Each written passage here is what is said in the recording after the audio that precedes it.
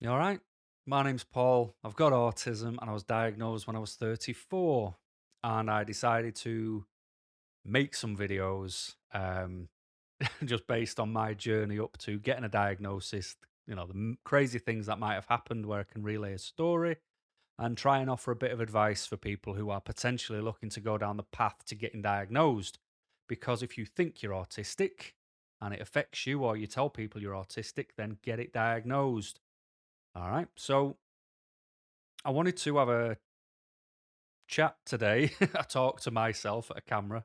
Um, I wanted to talk about telling people that you're autistic because when I first got diagnosed and I decided, you know what, I think I'll tell people, I found I got responses that I didn't want.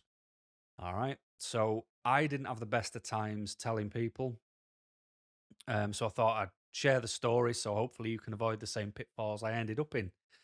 So, I didn't put any thought into telling people. I just thought, been diagnosed might be a good idea if people I've known all my life or for a long time now know that I've got autism. Because over time, what I realized was, you are putting the mask on all the time to deal with everyone. You are being different to who you really are. You're not being truthful to you. And I thought, it's time to shift that balance ever so slightly. I need something back in my favor. And that was why I decided to tell people. But the first person I told was my mum. I told her, and her response was brilliant. It was, well, you didn't have that when you lived with me. And it's like, all right, it's a good response. I wasn't the response I was expecting, but, obviously mothers don't want anything potentially perceived as negative to ever happen to the children. I get that.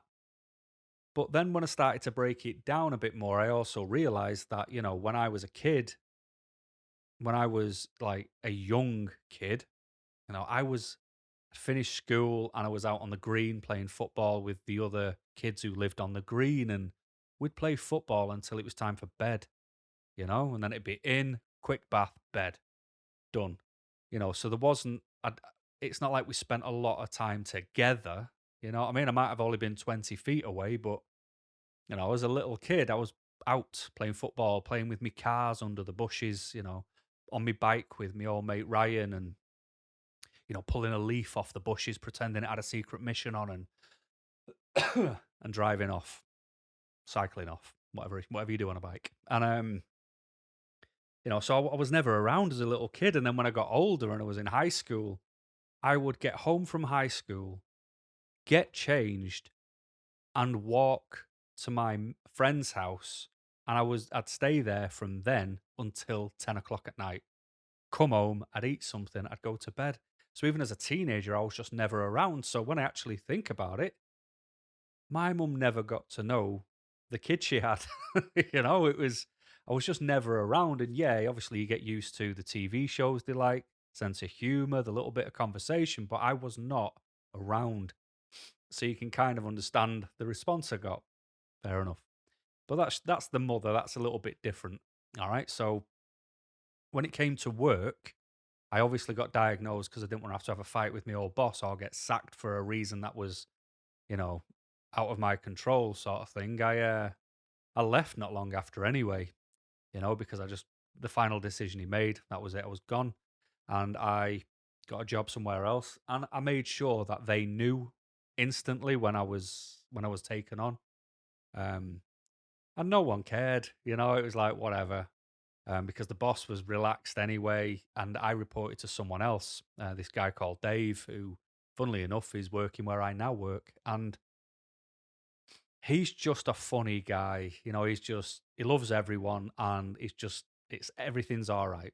And he sort of had this really good approach of how he used to treat me anyway. And I remember saying to him, "Can I have a support dog?"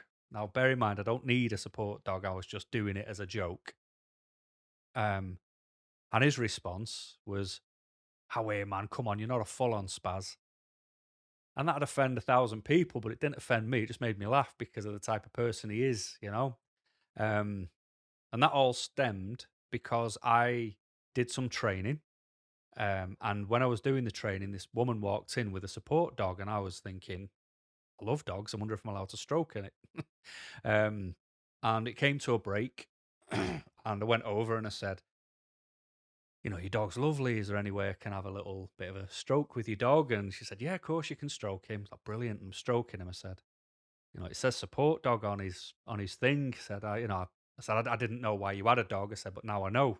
And I didn't press any further because usually when I'm teaching or doing any training, when it's a break, I go and sit in the car just because I try and miss the small talk. Because as much as I can sit there and talk to people,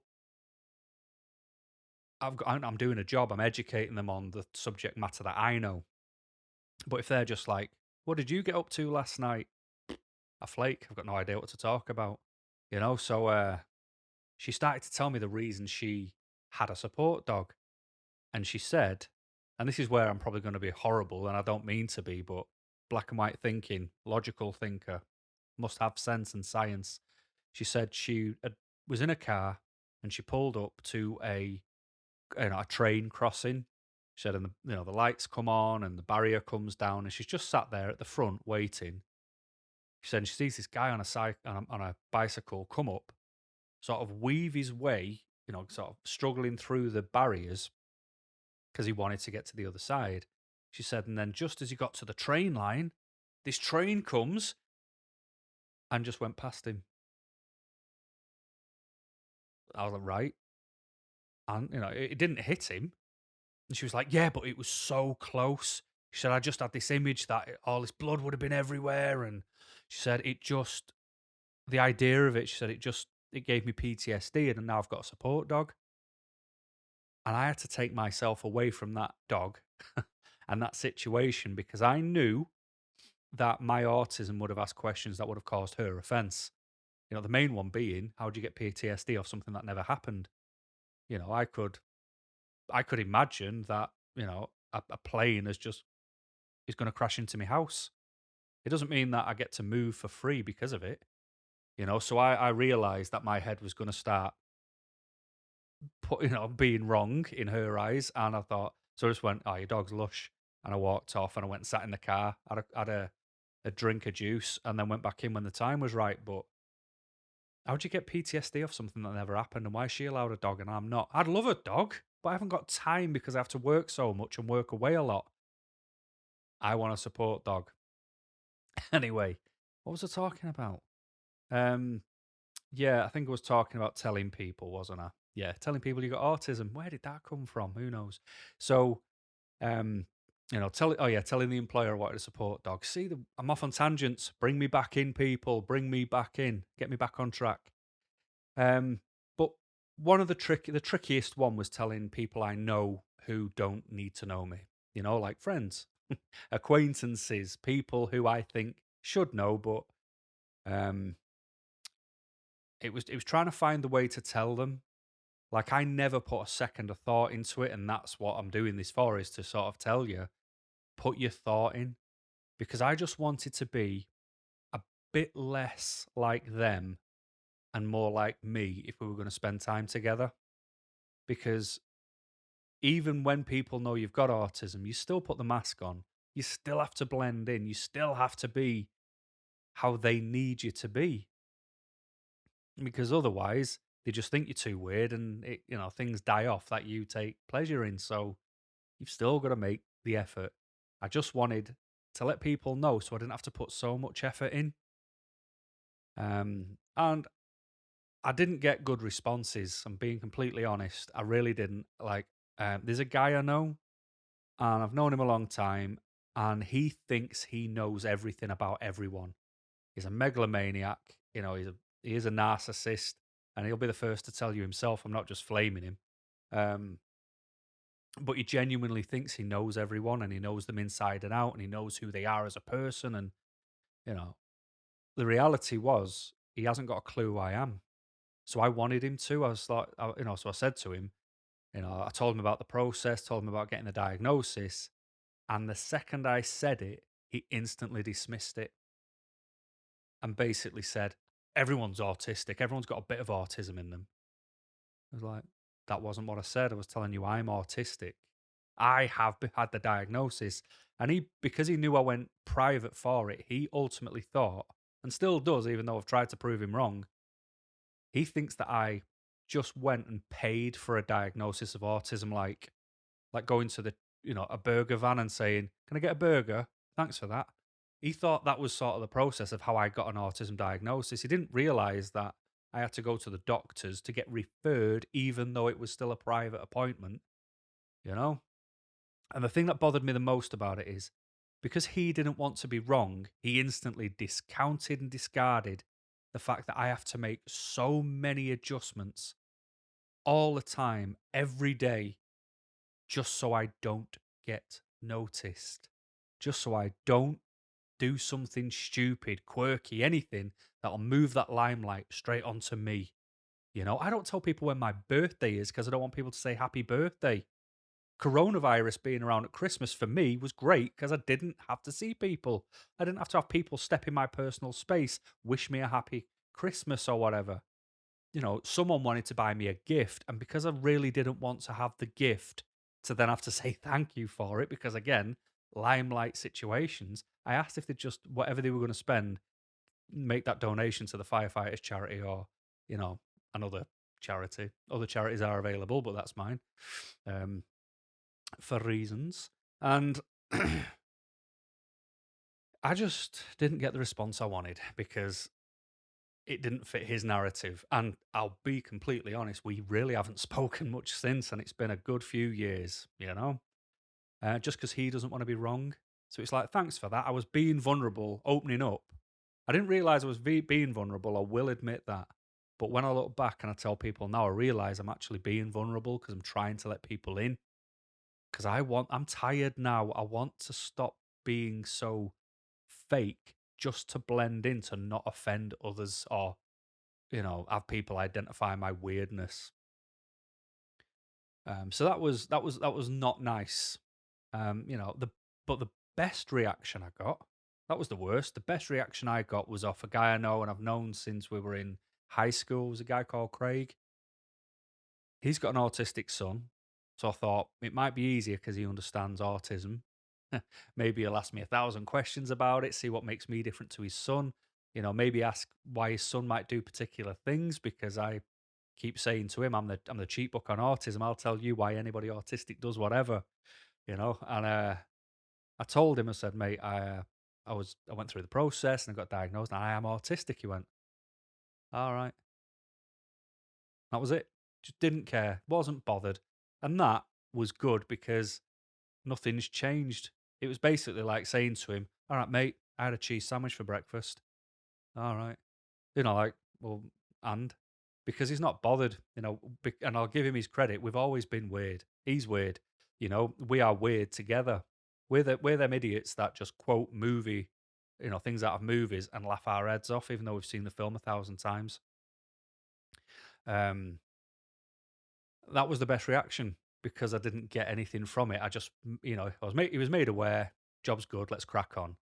And then everything else, in between varied. So what I will say is, know why, if you've gone down the route, just know why you want to tell people that you've been diagnosed with autism. How does it benefit you? If it makes no odds whatsoever and it won't make any difference, then people don't need to know, do they? Always tell your employer because there will be a time when you might need reasonable adjustments. And that's why I told my employer because I can't do work related, non work related events. And what I mean by that is, I can't go for a Christmas dinner. I don't want to go to functions because we're trying to launch a new car or whatever it is, and you all end up having to a black tie event and you have to pose for pictures and all that. No, if it's not my day job, I'm not interested. I don't want to do it. And I just feel so out of place because I can be at work and I can do work related chatter, but give me my personal time. Nope, I haven't got a clue. At the last place, when we all had to go on training, what made that easy was there's a couple of guys who worked there who never shut up. And they would talk to each other. So everybody else was just an audience member anyway. So that was easy to do. That was fine. I could do that all day. But when I have to be a part of something, no, thank you. But know why you want to tell them. How will it benefit you? How will you get to take your mask off a little bit if you benefit from it? You know, catch that person at the best time to tell them. How do you appeal to them to be able to speak freely? What do they gain from it? Because a lot of people are out for themselves, and you've got to make sure they drop their guard enough to let you in properly. I'd like to say it's probably easier for women because women listen and men don't, but who knows? It all depends on your social circle, I reckon. Because I'll do one of these one day about friendships and you'll see the weirdos I've known in my life. So I can't expect good results. Um, but I think for you to benefit, for you to be able to lose the mask, for you to not laugh when something's not funny, just to making a little change like that would be great. And to be able to say no to a few things socially but know that that friend will still call or get in touch. That'd be nice. Why don't you want to come out? Because I'm not interested. You know, I don't know, but just try and find the best way to approach people based off the reaction you want.